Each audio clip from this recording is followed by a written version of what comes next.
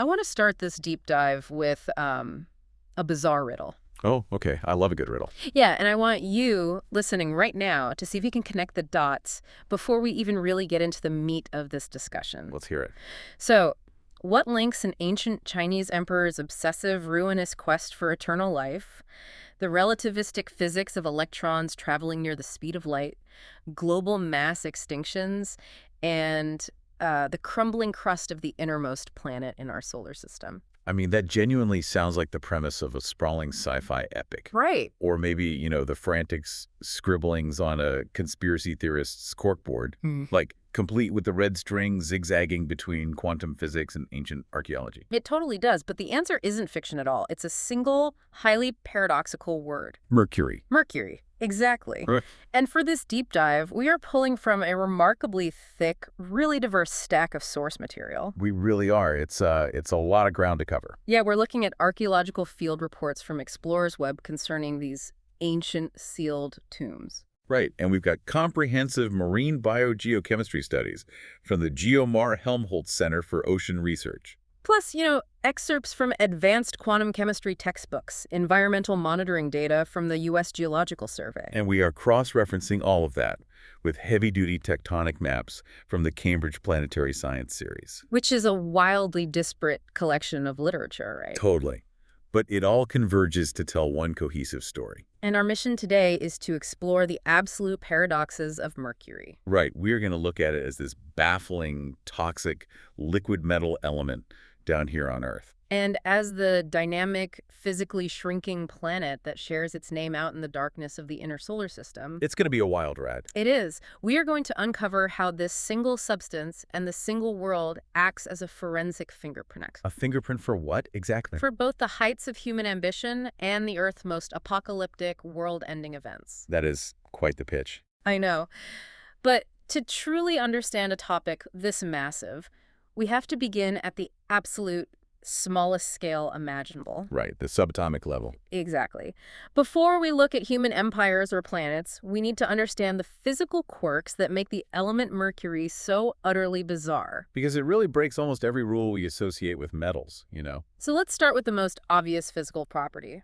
Anyone who has ever seen an old-school thermometer knows this. Right, mercury is an elemental metal. It sits at number 80 on the periodic table. But unlike iron or copper or aluminum, it freezes at a remarkably low temperature. Minus 38 degrees Celsius, to be exact. So if you are holding it in a room at normal temperature, it is a liquid. Yeah. Out of all the elements on the periodic table, it is one of only two that are liquid at standard room temperature and pressure. The other one being bromine. Exactly. A halogen. Yeah. But mercury is also incredibly deceptively dense. Yeah, the sources note it has a specific gravity of 13.6. And for anyone listening who hasn't taken a chemistry class in a while, specific gravity is basically a ratio comparing a substance's density to the density of water. Water has a specific gravity of 1, so mercury is 13.6 times heavier than the exact same volume of water. Which is just wild to think about. It really is. Like if you had a standard plastic gallon milk jug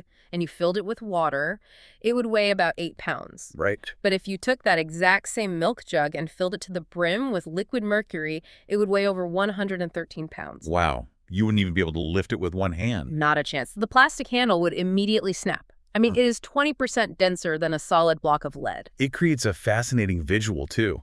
Like you could take a solid iron anvil, drop it into a pool of liquid mercury. And it would float. Yes. The iron anvil would bob and float on the surface like a pool toy. That is just so counterintuitive. It really is.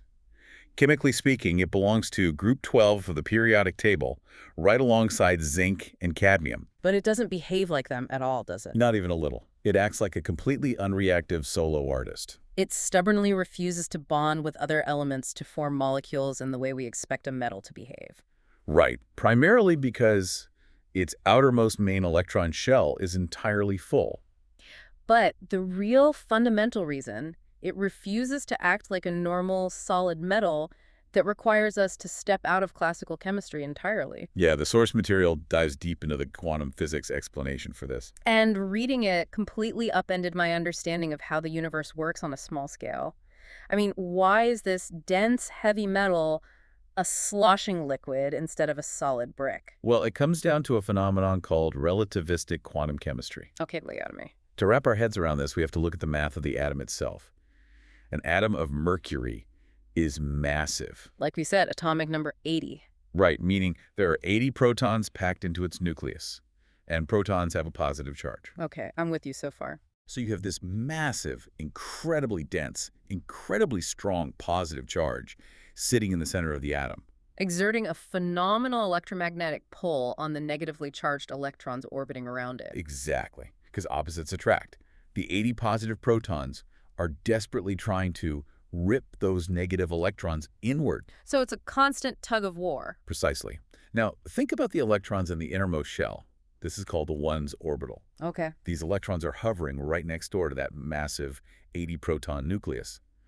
The electromagnetic pull trying to drag them down into the nucleus is staggering. So how do they not just crash into the center? Well, to avoid that, they have to move fast, incredibly fast. Like centripetal force keeping them in orbit. Exactly. The centripetal force of their orbit has to counteract that inward pull. In a Mercury atom, an electron in the 1s orbital has to travel at roughly 58% of the speed of light just to maintain its orbit. Wait, hold on, you're losing me here. I know it sounds crazy. I thought Einstein's theory of relativity, like time dilation, mass increase, all of that, was strictly for black holes or spaceships in sci-fi movies traveling between galaxies. A lot of people think that. Are you seriously saying relativity is happening inside the literal thermometer sitting in my medicine cabinet? That is the beautiful reality of physics. We are so conditioned to think of relativity as a macro-scale astrophysical phenomenon. Right. But relativity doesn't care about the size of the object. It applies whenever anything with mass approaches the speed of light. And 58% of the speed of light is undeniably a relativistic speed. Exactly. Because that tiny inner electron is moving so unfathomably fast, Einstein's equations dictate that its mass must change. Its relativistic mass actually increases. Yes. In the specific case of Mercury, that inner electron's mass increases by a factor of 1.22. It becomes 22% heavier. So because it's moving fast, it gets physically heavier. Correct. Okay, let's unpack this. Think of the electrons orbiting the nucleus like cars speeding around a circular racetrack. I like that analogy. If the cars go fast enough, the physics of relativity kick in and they literally get heavier. Yes. And because they are suddenly much heavier, the gravitational pull, or in this case, the electromagnetic pull from the nucleus, yanks them inward. Precisely. They are forced to hug the inside track closer and closer, pulling them away from the outer lanes. That makes perfect sense. So what is the mathematical result of that? The result of that electron getting heavier is that its orbit physically shrinks. The radius of that orbit, known in quantum mechanics as the Bohr radius, contracts by 22%. Wow. And this isn't an isolated event. This relativistic contraction creates a cascading effect. Oh, because the inner shell shrinks, it pulls the next shell inward. Exactly, which pulls the next one inward all the way out to the very edge of the atom. It pulls the outermost shell, the 6s orbital, tightly toward the nucleus. And the outermost shell is the one that matters for chemistry, right? That's where atoms, shake hands and form bonds. You nailed it. In a normal metal, like iron or copper, those outermost electrons are held relatively loosely. Okay. Because they are loose, billions of metal atoms can easily share their outer electrons in what chemists call an electron sea. And that shared sea acts like a glue. Exactly. It locks all the metal atoms together into a rigid, solid, crystalline grid. That's why a copper pipe is solid. But mercury is entirely different. Completely. Because of that relativistic mass increase at the core, Mercury's outer electrons are pulled in tight. They are hoarded by the nucleus. So the mercury atom refuses to share those outer electrons with its neighbor. Right. So instead of holding hands to form a solid, rigid wall, the individual mercury atoms are completely closed off. They can't lock together. Exactly. And because they can't form those strong metallic bonds, they are left relying on something called van der Waals forces. Van der Waals forces, I remember hearing that term, but what is it? To put it simply, they are incredibly weak, fleeting electrical attractions. Imagine two atoms brushing past each other. The electrons swarming around them are constantly moving, right? So for a split second, there might be slightly more electrons on one side of the atom than the other. Creating a tiny, temporary negative charge. Yes. And that tiny charge faintly tugs on the neighboring atom, It's a lot like the static cling that makes a balloon stick to your hair. Oh, wow. So it's just a weak, temporary stickiness, not a solid structural tether. Right. And static cling is nowhere near strong enough to build a solid object out of. So the atoms just sort of roll and slide past one another in a disorganized jumble. Exactly. That weak interaction is the sole reason mercury is a liquid at room temperature. It behaves chemically, almost like a noble gas, like neon or argon. Because they also refuse to bond. Right. But because mercury is a heavy metal, it pools as a liquid. This relativistic shrinking of the atomic orbitals is an absolute necessity to explain reality. What do you mean? If you tried to calculate the properties of mercury using standard classical quantum mechanics without factoring in Einstein's theory of It relativity, would work. not at all. The math would tell you that mercury should be a solid up to roughly 100 degrees Celsius. Oh. Standard chemistry fails entirely to predict the existence of liquid mercury. That is mind-blowing. And the quantum texts point out this exact same relativistic effect is responsible for the color of gold. Gold is element 79, right next door to mercury on the periodic table. So the electrons are still moving fast enough that the orbitals shrink. Exactly. And that shrinking specifically changes the energy gap between gold's 5 base and 6's electron shells. Because of that exact gap, the atom absorbs blue and violet light and reflects back everything else. Giving us that distinct, beautiful yellowish shine. If it weren't for relativity, the math says gold would look exactly like silver. Which means two of the most historically significant, visually captivating metals in human history. The eternal liquid silver and the incorruptible yellow metal only look and act the way they do because their inner machinery is operating near the speed of light. It's poetry, honestly. And modern science actually takes advantage of Mercury's bizarre, liquid, highly reflective state. Oh, yeah. For instance, astronomers have utilized it to build incredibly powerful, cost-effective liquid mirror telescopes. Like the NASA Orbital Debris Observatory. Right. Instead of spending years and tens of millions of dollars perfectly grinding and polishing a massive glass mirror, they built a huge dish-shaped container. And then they poured hundreds of pounds of liquid mercury into the dish. And they attached it to a motor and spun it like a carousel. Yes. As the dish spins, centrifugal force pushes the heavy liquid mercury outward and upward along the edges. Naturally forming a geometrically perfect 10-meter-wide parabolic curve. Because the surface of the liquid mercury is flawlessly smooth and highly reflective, it becomes a perfect astronomical mirror just by spinning it. The obvious limitation, though, is that you can't tilt the telescope to track a star across the sky. Right, or the liquid mirror would literally pour out onto the floor. You can only point it straight up at the zenith and wait for objects to pass overhead. But it perfectly demonstrates how this strange relativistic physics creates unique physical properties. It refuses to tarnish, it perfectly reflects light, and it moves like water, but weighs more than lead. So think about our ancestors. Thousands of years ago, they didn't have quantum mechanics. No, definitely not. They didn't know about atomic orbitals or the speed of light. They just looked at this substance and saw a metal that completely defied the natural order. It looked like liquid silver. It couldn't be destroyed, it didn't rust, and it didn't tarnish. And because they couldn't explain the physics, they mistakenly attributed magical, divine, life-giving properties to what we now know is a horrific, deadly neurotoxin. It's tragic, really. To trace that historical obsession, we have to look at how ancient cultures even acquired liquid mercury in the first place. Right, because it doesn't usually just pool on the ground in nature. No. The history of mercury is deeply intertwined with a specific mineral called cinnabar. Cinnabar. Right, it's mercury sulfide. It's a dense, heavy rock that forms near recent volcanic activity and alkaline hot springs, and it has a striking, brilliant red color. And for millennia, across dozens of different cultures, cinnabar was highly prized. It was ground down to create a brilliant red pigment known as vermilion, which was used extensively in ancient paint, lacquerware, ceramics, and even cosmetics. But getting the pure liquid mercury out of that solid red rock is a surprisingly simple chemical process. You don't need a high-tech laboratory. Just roast it, right? Literally, yes.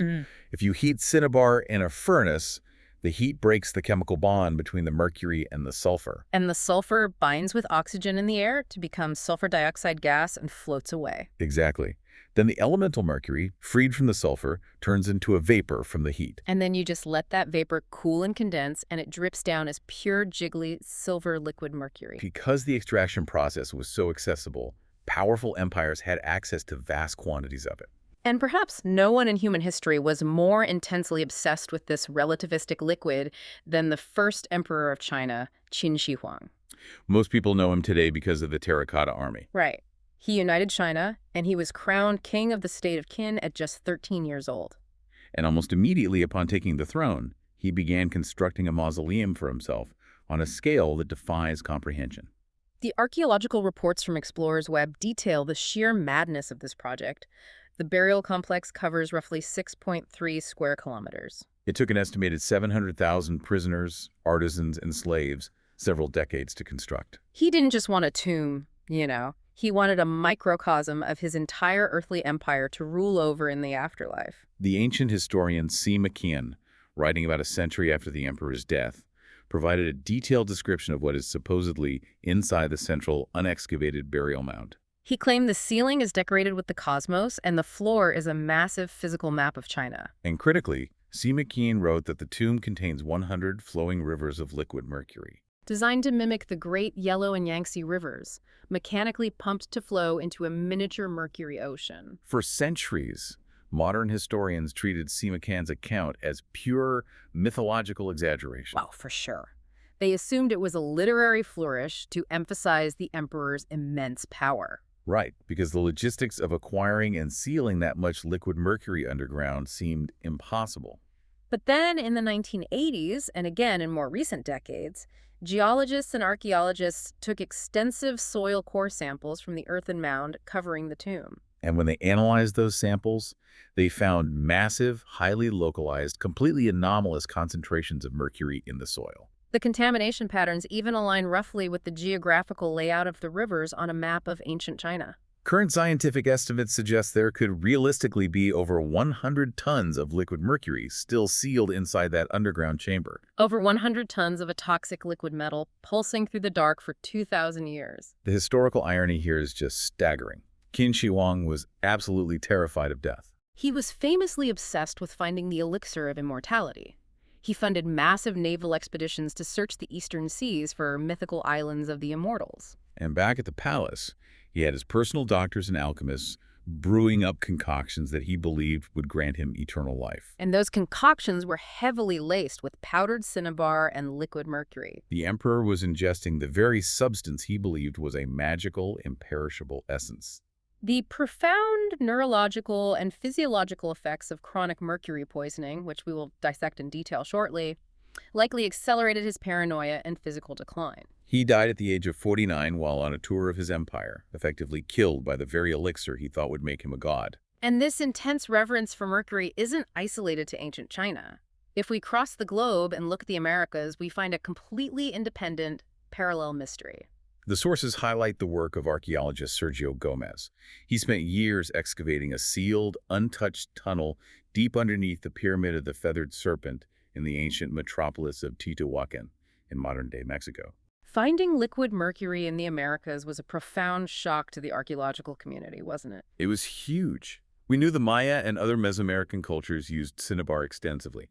They painted their bodies with it, they covered their dead in it, and they painted their temples with vermilion. But uncovering the extracted liquid form was entirely unexpected. Right. Gomez and his team navigated this perilous, narrow tunnel leading to a suspected royal burial chamber. And at the end of this tunnel, deep underground, they found significant deposits of liquid mercury pooled in the soil. But the context of what was surrounding that mercury is what really paints the picture. The tunnel wasn't just dirt and rock. Gomez found the walls of the chamber were impregnated with pyrite powder, fool's gold. So that if you brought a torch inside, the entire cavern would sparkle like a galaxy of stars. And scattered throughout the tunnel were hundreds of mysterious, perfectly spherical clay balls covered in a shiny pyrite glaze. They were essentially ancient disco balls or mirrors.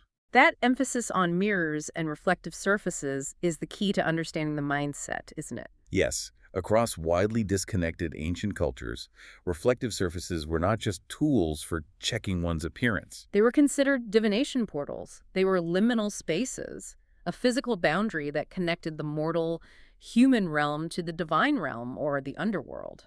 When you look into a tool of mercury, you see a perfect, undistorted reflection of the world, but contained within a substance that behaves like nothing else in nature. It makes perfect sense when you map it to their mythology. Look at the Roman god Mercury, whose name we eventually gave to the element. The god Mercury was the patron of financial gain, commerce, and communication. But crucially, he was a psychopomp. And a psychopomp is a deity whose specific function is to safely escort the newly deceased souls of the dead from the earthly plane down into the underworld. Right, he was the only god who could freely cross that ultimate boundary without consequence. The human intuition across all these cultures, from the engineers in Teotihuacan to the alchemists in ancient China to the myth makers in Rome, recognized that there was something fundamentally transgressive about this substance. It broke the rigid rules of the natural world. It was a metal, yet it flowed like water. It was a mirror you could pour from a jar. They correctly identified it as a boundary crossing anomaly. They just misinterpreted what that biological boundary was. They believed it was a magical bridge to eternal life. Modern science, however, has mapped exactly what happens when biology interacts with this relativistic metal, and it is anything but magical. Not magical at all. So the ancients thought this indestructible liquid was magic because they didn't understand the quantum physics, but their ignorance cost them their lives. Indeed it did. And modern environmental science reveals that mercury isn't just deadly when a paranoid emperor drinks it from a chalice.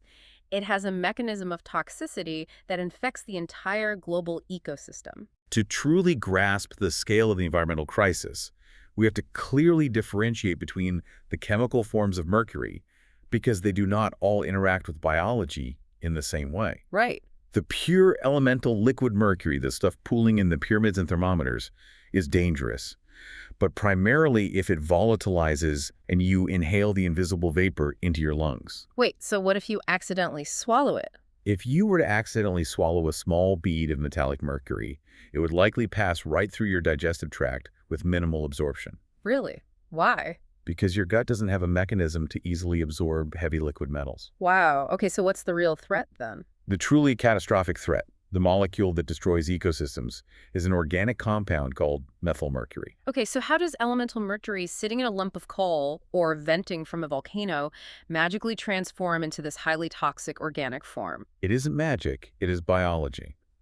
When inorganic mercury is released into the environment, it eventually settles into aquatic ecosystems. Like lakes, wetlands, coastal estuaries, and flooded rice paddies. Right. And in the sediment of these water bodies, particularly in anoxic zones where there's very little oxygen, you find specific types of microorganisms. Primarily sulfate-reducing bacteria. Yes. As these bacteria go about their normal metabolic processes, consuming organic matter in the mud, they take in the inorganic mercury. And then what? As a byproduct of their digestion, they attach a methyl group to the mercury atom. A methyl group is just one carbon atom bonded to 3 hydrogen atoms, right? CH3. It seems like such a tiny, insignificant addition to this massive metal atom. It is tiny, but chemically, it completely changes the molecule's identity. By attaching that carbon and hydrogen, the bacteria have transformed an inorganic metal into an organic lipophilic compound. Lipophilic, meaning it loves fat, it binds easily to lipids. Exactly. And this is the fatal flaw in mammalian biology. When an animal or a human ingests methylmercury, the body doesn't recognize it as a toxic heavy metal. It doesn't. No. The methylmercury molecule actually closely mimics the structure of an essential amino acid called methionine. So because it looks like food, the body actively absorbs it through the gut lining. It's a biological Trojan horse. Oh, man. And because it is lipophilic and mimics essential amino acids, it easily crosses the blood-brain barrier. Which is the highly selective security system designed to keep toxins out of our central nervous system. Right. Once inside the brain, the mercury strips away the methyl group and binds fiercely to the sulfur in our proteins and enzymes, Effectively sabotaging the cellular machinery of the neurons. preventing them from functioning, communicating, or repairing themselves. The cells literally begin to die off. The physiological impacts detailed in the medical literature are absolutely horrific. It doesn't just kill you, it dismantles your nervous system piece by piece. Early symptoms include chronic fatigue, severe headaches, and vertigo. And as the neurons continue to die, it progresses to a loss of peripheral vision, the inability to coordinate muscle movements, so you can't walk or write. Right, severe mental decline, tremors, and eventually paralysis and death. The sources point out that the brilliant 17th century French mathematician and physicist Blaise Pascal likely suffered from this. He conducted extensive experiments with atmospheric pressure using large quantities of liquid mercury, constantly exposing himself to the vapor. And his later life was consumed by agonizing neurological pain, debilitating headaches, and severe psychological distress. While some historians attribute it to a brain tumor, the clinical symptoms of chronic mercury poisoning align perfectly with his decline. But the most profound and devastating modern case study of this toxicity is Minamata disease, isn't it? Yes, in the mid-20th century, an unscrupulous chemical manufacturing corporation in Japan called the Chiso Corporation was dumping massive amounts of industrial wastewater directly into Minamata Bay. And that wastewater was heavily contaminated with methylmercury, a byproduct of their chemical synthesis. And Minamata was a coastal fishing community. The bay was their entire food source. So the methylmercury was absorbed by the plankton, then the shellfish, then the local fish populations. Right.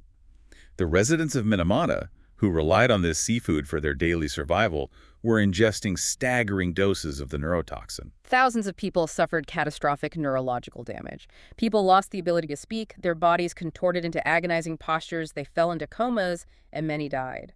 What made it particularly insidious was its effect on pregnant women. The methylmercury easily crossed the placental barrier, concentrating in the developing brains of fetuses. So mothers who showed very few symptoms themselves gave birth to children with profound, irreversible brain damage and physical deformities. It was an apocalyptic, localized event that forced the global scientific community to realize how efficiently this toxin moves through a food web. Which brings us to the core mechanics of why mercury is a global environmental crisis today: bioaccumulation and biomagnification. Those sound similar, but they describe two different parts of the ticking clock. Let's break them down. Bioaccumulation is what happens inside a single organism over its lifetime. Right. Because our bodies have no efficient mechanism to excrete methylmercury, every piece of contaminated food you eat adds a little more to the vault. Over years and decades, the concentration in your tissues steadily rises. Biomagnification, on the other hand, is how that toxicity multiplies exponentially as you move up the food chain. Think of the ocean. A microscopic speck of algae absorbs a tiny, almost unmeasurable fraction of a drop of methylmercury from the water. A zooplankton comes along and eats 1,000 of those algae cells, absorbing all their mercury. A small sardine eats 10,000 zooplankton. A larger predatory fish, like a mackerel, eats hundreds of sardines. And then an apex predator, a giant bluefin tuna, a killer whale, or a human being, eats hundreds of those mackerel over its lifespan. At every single step up the trophic ladder, the mercury is stripped from the prey and concentrated in the predator. The dose magnifies by orders of magnitude. If you are listening to this on your commute and you ate a tuna fish sandwich yesterday, you are participating in this biomagnification chain. That tuna spent its entire life concentrating the mercury from millions of smaller organisms, and now that legacy dose is sitting in your cellular tissue. This is the exact reason why health agencies worldwide issue strict advisories on consuming large predatory fish, particularly for pregnant women. Even fish caught in pristine, isolated alpine lakes far from any city can have dangerously high levels of mercury. The realization that mercury was universally contaminating global fisheries led to an urgent question for the scientific community. Where is it all coming from? We know mercury is a naturally occurring element in the Earth's crust. Volcanoes emit it naturally. So marine biogeochemists needed to figure out the baseline. How much of the mercury in the ocean is just the natural byproduct of living on an active geological planet, and how much is our fault? This is where the Geomar-Helmholtz Center for Ocean Research Study comes in. They wanted to measure the natural emissions from the deep ocean. Specifically, they targeted hydrothermal vents at mid-ocean ridges. The massive underwater volcano systems, often called black smokers, where superheated, mineral-rich water blasts out of the Earth's crust into the freezing ocean depths. Before this study, the scientific estimates were all over the map. Some models suggested these vents were releasing 20 tons of mercury a year. Others hypothesized it could be up to 2,000 tons. Which would mean natural geology was a massive contributor to ocean toxicity. The GeoMar team executed a remarkably complex sampling operation. They sent submersibles down to these extreme environments. They sampled the scalding hot fluids shooting out of the vents. They sampled the ambient seawater miles around the ridges. They analyzed the suspended particulate matter in the smoke plumes, and they even analyzed the solid rock precipitating around the vent chimneys. By carefully measuring the concentrations and mapping the global distribution of these vents, they were able to calculate a highly precise global flux. And the number they came up with was shockingly small. It was a fraction of the lower estimates. It was. The study concluded that the total global hydrothermal mercury flux, the amount released by every underwater volcano on the planet combined, is between 1.5 and 65 tons per year. That is a microscopic trickle on a planetary scale. To put that in perspective, we have to look at the other side of the ledger, the anthropogenic, human-caused emissions. The U.S. Geological Survey and the United Nations Global Mercury Assessment track how much mercury human industry pumps into the sky. And while the ocean floor is gently exhaling maybe 60 tons a year, human activities are violently blasting an estimated 3,100 tons of mercury into the atmosphere annually. We are outproducing the planet's underwater volcanoes by a factor of 50 to 1. The sources of this human pollution are primarily industrial. The burning of coal for electricity is a massive contributor. Because coal is just ancient plant matter that absorbed background mercury millions of years ago, and we are setting it all on fire at once. But currently, the largest single global source is artisanal and small-scale gold mining. Right. In developing nations around the world, miners use liquid elemental mercury to extract microscopic gold dust from river sediment. The mercury binds to the gold to form an amalgam. The miners then take a blowtorch, heat the amalgam, vaporize the toxic mercury directly into the atmosphere, and are left with a nugget of gold. That single practice releases thousands of tons of mercury vapor that eventually settles into the oceans. The GeoMar study bluntly notes that human activity has unilaterally increased the total global ocean reservoir of mercury by 21%. So the global community recognized this was an unsustainable crisis, which led to the 2013 Minamata Convention. It was a historic international environmental treaty, eventually signed by over 130 countries, designed specifically to systematically reduce global mercury emissions. They targeted coal plant scrubbers, phased out mercury in manufacturing processes, and tried to regulate small-scale mining. And the UN data shows that we have actually made measurable progress. In North America and Europe, emissions from coal burning have plummeted by as much as 90% since the 1970s. We have made massive strides in turning off the modern tap. But if you look at the environmental monitoring data, a deeply frustrating paradox emerges. Despite slashing our coal emissions and signing international treaties, the mercury levels in the oceans, and subsequently in the fish we eat, remain stubbornly, dangerously high.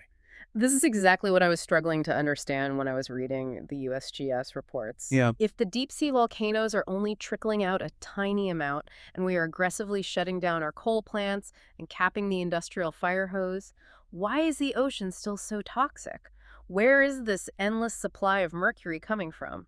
It comes down to a phenomenon scientists refer to as the memory effect, or legacy emissions. The memory effect. The critical thing to understand about elemental mercury is that it does not degrade. It doesn't break down into a harmless substance. It just endlessly cycles through the Earth's systems. It goes from the atmosphere, falls in the rain, seeps into the soil, gets absorbed by the roots of a forest, eventually washes into the river, flows to the ocean, evaporates back into the air, and starts all over again. So even if we stop polluting today, the pollution from yesterday is still bouncing around. Precisely.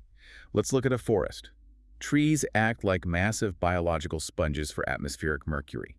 Over decades, a forest will absorb huge quantities of the mercury we released from burning coal. But when a massive wildfire sweeps through that forest, which is happening more frequently with climate change, The fire burns the wood and immediately releases a century's worth of stored human mercury right back into the atmosphere in a single afternoon. the Earth is constantly re-emitting our past mistakes. Yes. Think of the Earth's ecosystem like a giant bathtub, and the drain at the bottom is incredibly, frustratingly slow. That's a great way to picture it. For millions of years, the Earth was perfectly adapted to handle the tiny natural trickle of mercury coming from the geological faucet. It drained out into deep ocean sediments just as fast as the volcanoes trickled it in. But then the Industrial Revolution hit. We bypassed the natural system, dug up billions of tons of coal, and essentially turned on a massive fire hose. We filled the bathtub up to the very brim. Now, thanks to the Minamata Convention, we've realized our mistake, and we are turning that fire hose down. But the tub is still completely full. It is sloshing over the edges into the food chain. The trees, the soil, and the surface oceans are just continuously recirculating the massive excess we already pumped out over the last 150 years. The scale of that bathtub overflow is quantified in the research as legacy emissions. While we currently emit about 3,000 tons of new mercury a year, legacy emissions amount to roughly 6,000 tons a year. The ghost of the Industrial Revolution is twice as polluting as our modern industry. It will take many centuries, potentially millennia, for that excess mercury to finally settle out of the biological cycle, sink to the abyssal plains of the ocean, and be safely buried away in the deep Earth's crust. We think our modern industrial fire hose of mercury is unprecedented. But if we dig into the geological sources in our stack, we find something truly humbling and terrifying. We do. If we zoom out into deep geologic time, the scale flips entirely. The Earth's crust has a long memory.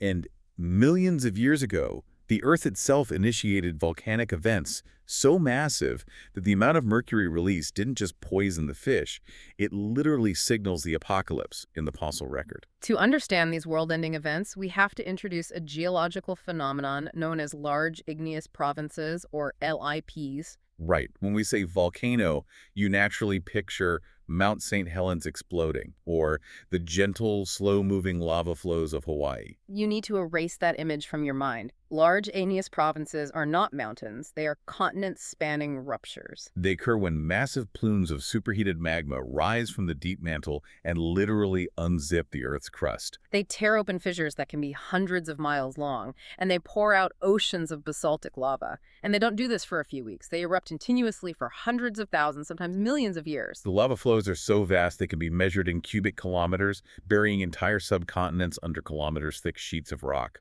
It is an unimaginably violent scale of planetary resurfacing. But how does unzipping the Earth's mantle release so much mercury? We just established that normal magma doesn't actually contain that much of it. The danger isn't the magma itself. It's what the magma burns through on its way to the surface. Right, the memory effect again. Exactly. We just discussed how legacy mercury eventually sinks to the ocean floor, mixes with dead organic matter, and gets buried. Over tens of millions of years, heat and pressure turn that organic, mercury-rich sludge into deep underground deposits of coal, shale, and petroleum. The Earth's crust is essentially a heavily fortified deep storage vault for toxic carbon and mercury. So what happens when a large igneous province opens up directly underneath one of those storage vaults? The rising magma intrudes into those vast subterranean coal basins. The magma is thousands of degrees hot. It essentially acts as a subterranean incinerator. It bakes the coal and shale while it's still underground. This catastrophic baking process releases unfathomable quantities of carbon dioxide, methane, and toxic mercury vapor, venting it directly out of the fissure and straight into the global atmosphere. It effectively turns the entire unzipping continent into a planetary-scale toxic smokestack. And geologists have discovered that this isn't just a theory. They have found the physical proof. When they drill down into ancient rock layers and analyze the sediment chemistry, they find massive, anomalous spikes of mercury locked in the rock. And these mercury spikes perfectly align with the exact boundaries of the Earth's 3 greatest mass extinction events. It serves as the ultimate forensic fingerprint of a planetary murder. Let's walk through the timeline, starting with the most devastating event in the history of our planet. The Permian-Triassic boundary, roughly 252 million years ago. Paleontologists call this the Great Dying. The fossil record shows an almost instantaneous, catastrophic collapse of biodiversity. Up to 96% of all marine species and 70% of terrestrial vertebrate species simply vanished. It was as close as the Earth has ever come to being completely sterilized of complex life. The prime suspect for this annihilation was a large igneous province known as the Siberian Traps, located in modern-day Russia. The sheer volume of lava erupted is almost beyond comprehension, enough to cover the entire continental United States under a mile of rock. But the killing blow was the gas. The Siberian magma tore directly through a massive, ancient, carbon-rich basin. Geologists analyzing marine sediments deposited exactly at the Permian-Triassic boundary found that mercury levels suddenly spiked 10 to 100 times higher than the normal background levels. 10 to 100 times more toxic. The math on this is staggering. The model suggests the Siberian Traps were baking that coal and venting up to 10 tons of mercury every single year continuously for tens of thousands of years. The atmosphere was choked with toxic smog. The influx of carbon dioxide drove global temperatures through the roof. The oceans absorbed the heat and the carbon, becoming intensely acidic. Surface water temperatures near the equator reached an estimated 40 degrees Celsius. That's 104 degrees Fahrenheit. The oceans essentially became stagnant, acidic, suffocating hot tubs devoid of oxygen, laced with lethal doses of neurotoxic mercury. Life barely survived. And yet, Geology repeated the process. If we move forward on the timeline to 201 million years ago, we hit the Triassic-Jurassic boundary. At this time, all the Earth's landmass was mashed together into the supercontinent Pangaea, but Pangaea began to tear itself apart, opening the rift that would eventually become the Atlantic Ocean. This unzipping created another large igneous province, the Central Atlantic Magmatic Province, or CAMP. And this extinction event is famous because it cleared the ecological stage. It wiped out the dominant large amphibians and the early crocodile-like archosaurs. Leaving empty niches that allowed a minor group of reptiles to rise to absolute dominance, the dinosaurs. And once again, right at the exact rock layer marking this extinction, geologists find a sharp, unmistakable peak in mercury concentrations. The Earth baked its carbon vaults again. Which leads us to the final and most famous mass extinction, the Cretaceous-Paleogene boundary, 66 million years ago. This is the event that ended the reign of the dinosaurs. Everyone knows the story of the massive asteroids slamming into the Yucatan Peninsula in Mexico, plunging the world into a dark impact winter. But the geological sources highlight a crucial compounding factor. At the exact same time the asteroid hit, another massive, large igneous province was erupting on the other side of the planet. The Deccan Traps in modern-day India. So the Earth was facing a two-front war. Exactly. The Deccan Traps were already pouring hundreds of thousands of cubic kilometers of lava across India, venting massive amounts of carbon and mercury into the atmosphere. The global climate was already highly stressed, experiencing rapid warming and poisoning from the volcanic smog. The asteroid provided the spectacular, catastrophic killer blow, but the biosphere was already choking. And true to form, when geologists look at the sediment layers immediately preceding and following the asteroid impact layer, they see the distinct telltale spike in volcanic mercury. But how can geologists be so absolutely certain that the mercury in a rock from 250 million years ago came from a volcano baking coal and not just some normal geological fluctuation? It's a bold claim to make about something that happened 250 million years before humans existed. The certainty comes from the elegant science of isotopic chemistry. They don't just measure the total amount of mercury, they measure what else is trapped in the rock with it. Specifically, they look at the ratio of carbon isotopes. Carbon comes in different weights, primarily carbon-12 and carbon-13. Biological life, like plants, algae, plankton, strongly prefers to use the lighter carbon-12 when they photosynthesize. So millions of years ago, the plants that eventually became underground coal were packed with carbon-12. The coal is a giant vault of the later carbon. Exactly. Magma from the deep mantle, however, has a completely different, heavier isotopic signature. So when geologists analyze the rocks at the extinction boundaries, they find the massive mercury spike, and immediately alongside it, they find a massive influx of lightweight carbon-12. That specific pairing-heavy volcanic mercury mixed with lightweight organic carbon proves beyond a shadow of a doubt that the magma burned through the coal basin. It allows scientists to reconstruct the exact sequence of events that sterilized the planet. And what absolutely blew my mind reading the USGS report is how we're utilizing that exact same ancient forensic logic to solve modern environmental crimes today. Scientists are currently pulling fish out of streams in the northeastern United States to test their mercury levels. They want to know if the fish are toxic because of a local legacy industrial spill from a factory upriver, or if the mercury blew in on the wind from a coal-fired power plant in the Midwest. By running the fish tissue through a mass spectrometer and analyzing the stable isotope tracers of the mercury inside the fish, they can match the unique chemical fingerprint back to its source. We are using the exact same geochemical tools to track pollution in our local backyards that we use to solve 250-million-year-old murder mysteries of global mass extinction. It highlights a beautiful, terrifying continuity in the natural world. The chemistry doesn't change. The element behaves exactly the same way, leaving the exact same fingerprints, whether it is poisoning a modern river ecosystem or signaling the fiery collapse of the entire planetary biosphere in deep time. Okay, we've tracked Mercury from its existence as a subatomic rebel governed by Einstein's relativity to its role as a magical, deadly elixir in ancient tombs. To its weaponization as an environmental neurotoxin, to its status as the ultimate geological harbinger of doom. For our final segment, we are going to leave the Earth entirely. We are zooming all the way out to the macro level to look at the rocky sphere that bears the name, the planet Mercury. And it is incredibly fitting that the paradoxes we've discussed so far continue out into the vacuum of space. Think back to the beginning of our discussion. We learned that the element Mercury physically shrinks at the subatomic level because relativistic physics causes its electron orbitals to wrinkle and contract closer to the nucleus. On a vastly different scale, the planet Mercury is undergoing a remarkably similar process.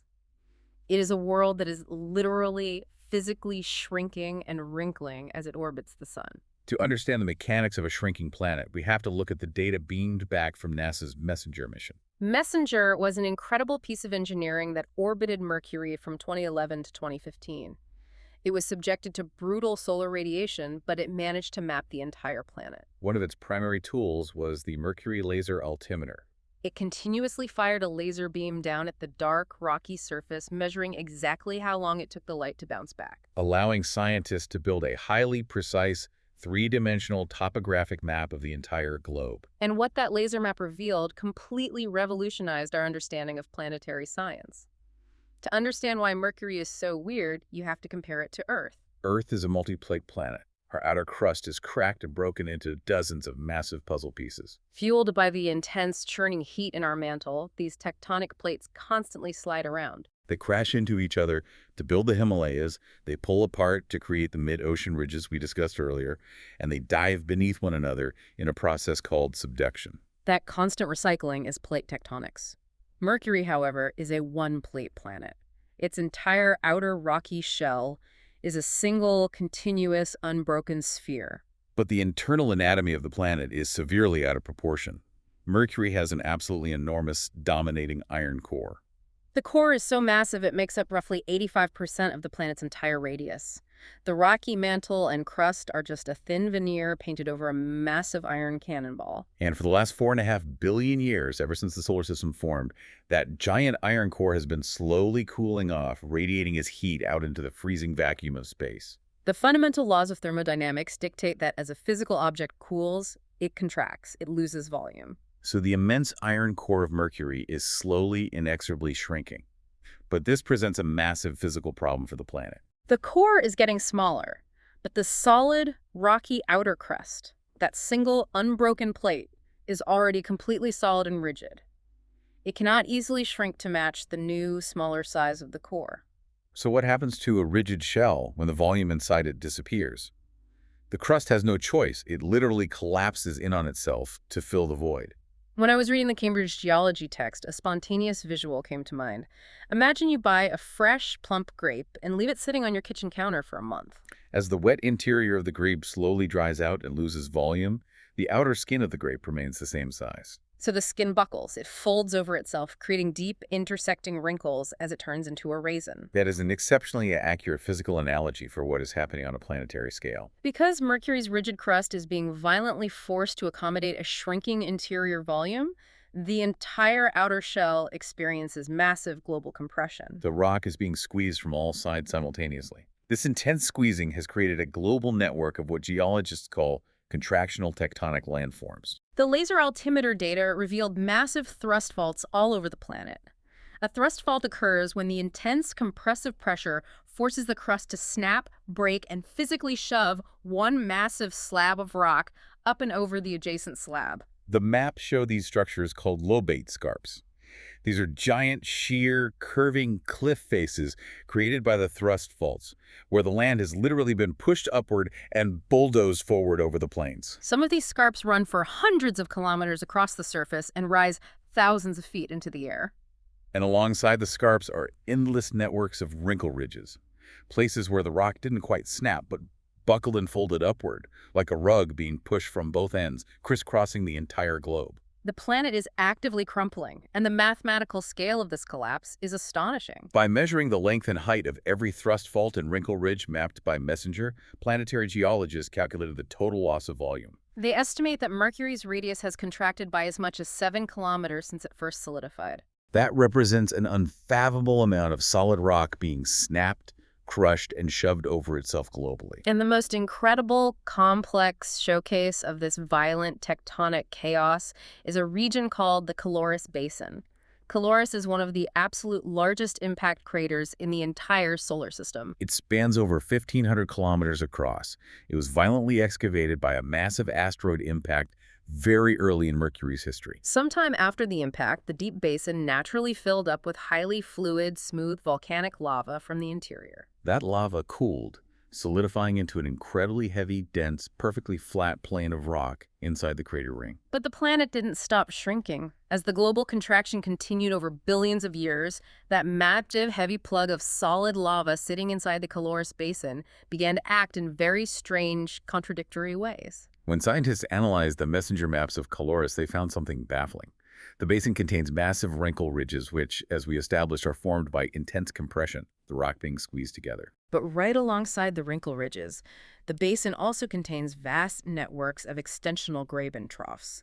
A graben trough is formed by the exact opposite force, tension. It occurs when the crust is being pulled apart, causing a block of rock to crack and drop downward between two parallel fault lines, creating a deep trench. Hold on, I'm trying to picture this mechanically. How can the exact same basin of rock be experiencing intense squeezing and intense pulling apart at the exact same time?